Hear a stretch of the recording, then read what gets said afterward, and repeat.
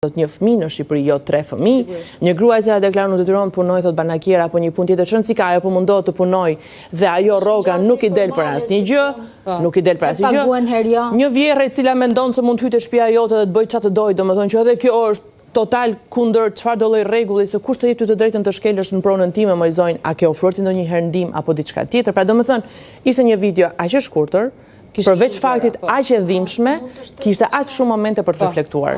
Dhe përpos këtyre që të gjitha u thanë dhe jam shumë dakord, doli në pa ajo që nisi thoshte Suela, tamam familja shqiptare si është dhe me çfarë plagësh përballet.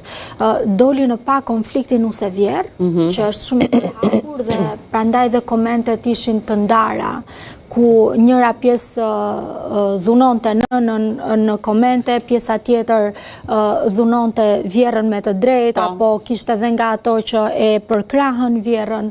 Tregoi se si lufta nuse vjerë nuk mbaron kurrë edhe është një konflikt emocional i hapur dhe arma për të luftuar tjetrën në këtë rast, për fat të keq ja niprit edhe mbesa e saj.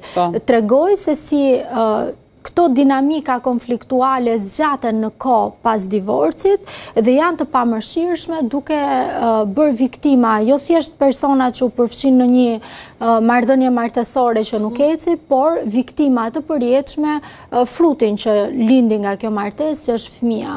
A bëhet një pasojë psikologjike e tillë, sidomos një ngjarje e tillë tek fëmijët, si kjo që ndodhi? Nuk dua ta shoh situatën në mënyrë shumë pesimiste, por dua të them atë që është. Është një situatë ku fëmijët kanë përjetuar trauma të shumëfishta. Dhe në situata të ngjashme kërkohet një ndërhyrje, ndonjëherë edhe nga një ekip multidisiplinar, e menjëhershme dhe afatgjat në kohë sa i përket shërbimit psikologjik për të reabilituar trauma të shumëfishta. Dhe unë dyshoj që mund të ndikojë edhe kur të krijojnë ata marrëdhëniet e tyre në të ardhmen, familjet e tyre. Kërkon zhvendosje nga një ambient i pashëndetshëm në një ambient më të shëndetshëm, kërkon edhe trajtim të figurave prindërore që këta të dinë tashmë t'i qasen fëmijëve, jo duke u nisur nga problemet e brendshme të tyre, po duke pasur në fokus çfarë nevojash kanë fëmijët dhe se si mund të bëjmë më të mirën për ta.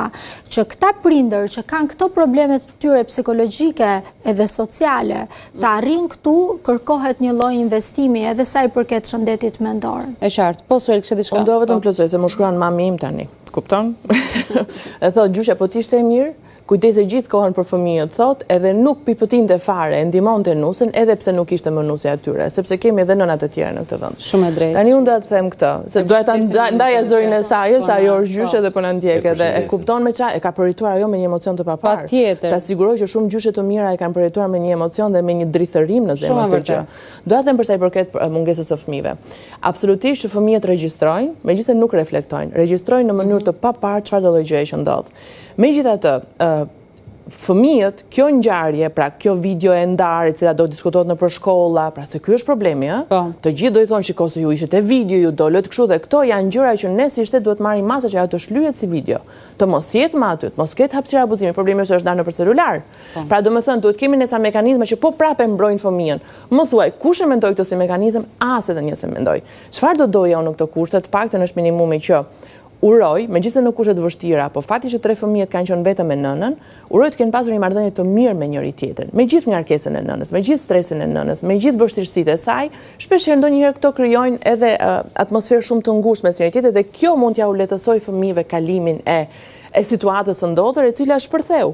Pra më fal, tash këta fëmijë që ikën nga shtëpia dhe fjetën 2 net 3 net në spital, kanë nevojë për shpjegim. Një fëmijë aty është 12 vjeç, është e rritur. Di mjaftosh, po dhe fëmia 5 vjeç, di shumë mirë që nuk është më te krevati i vet. Dhe absolutisht që nuk është zgjidhje duke e ndarë. Absolutisht që jo, dhe unë realisht dje kam qenë sy e vesh për dëgjuar ngjarjen që thoshte do merren masa për të hequr prindërimin. Fal, si shkon ti te prindërimi kur ti nuk bëre asnjëherë asgjë për ta sistemuar dhe për ta asistuar këtë grua? Sepse ne, prandaj them unë që ne duam që kur na plas një bombë, duam të japim atë zgjidhjen dramatike, maksimale për treguar që ne funksionojmë. Jo pra jo. Sepse fëmia i përket, dhe dikur kanë thënë shumë thjesht populli e rrit një fshat i tërë. Po prapë, njëjta gjë është, i përket të gjithëve.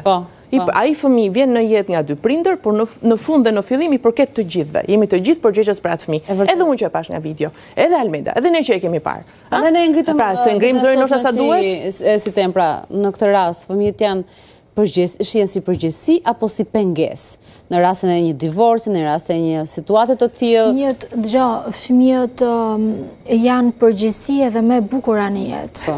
Po që ne ta ndjejmë këtë përgjegjësi si më të bukur në jetë, se pari ne duhet të jemi mirë me veten. Pra mos kemi probleme të shëndetit mendor, mos kemi çrregullime të humorit, mos kemi vetë trauma të shumë fishta, mos kemi mbivendosje dhe të varfërisë kur shëndeti ynë mendor vuan nga këto efekte emocionale apo nga këto çrregullime që përmendëm.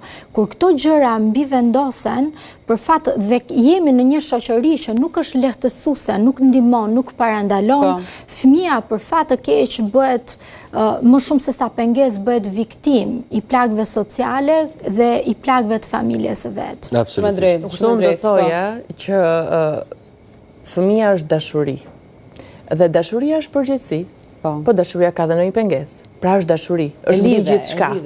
Është vendimi yt për të sjellë në jetë një krijesë e cila që kur vjen në jetë dhe është zero ose që kur mendohet varet nga ti, nga mendimi yt, nga dëshira jote, nga kontributi yt. Dhe këtë gjë fëmijët shqiptarë që sot duhet ta mësojnë që kur vi momenti nesër ne mos kemi prapë të tilla trauma, se kemi brezë që nuk është përgatitur për prindërim. Janë përgatitur vetëm për veten e tyre, për të mbijetesën e tyre, për përkthjeljen e tyre, për dramat e traumat e tyre në këtë pikë. Në të vetëdijshëm Suela kur të prindërojnë. Në këtë pikë po them, këta të që ne kemi sot, i përgatisim me këtë gjë që shiko, fëmia është dashuri, dhe dashuria nuk është vetëm fushë me lule, është te përgjegjësi, ka edhe ngushtime, ka edhe ulje, ka edhe ngritje. Po, patjetër, sepse kur shikon pastaj imazhe të tilla, unë personalisht kur e kam parë nuk kam dashur edhe fal korrespondentes son, gazetares Elitiona Doko që ka qenë gjithkohës në Korale për treguar dhe e falenderoj shumë për profesionalizmin e saj sepse ka qenë e cunguar në interpretimin e gjithë ngjarjes, pra duke mos nxjerrë imazhin e fëmijëve, duke mos atakuar nënën, pra duke pasqyruar situatën se si ishte. Kështu në këtë rast ne përveç se shohim se si është realiteti, po shohim një keqardhje, edhe ai vërshimi pa kriteri atyre komenteve të bën të tregosh që si duket sikur ne presim të gabojë dikush, njëri nga ne. Presim patjetër të gabojë që të reagojmë.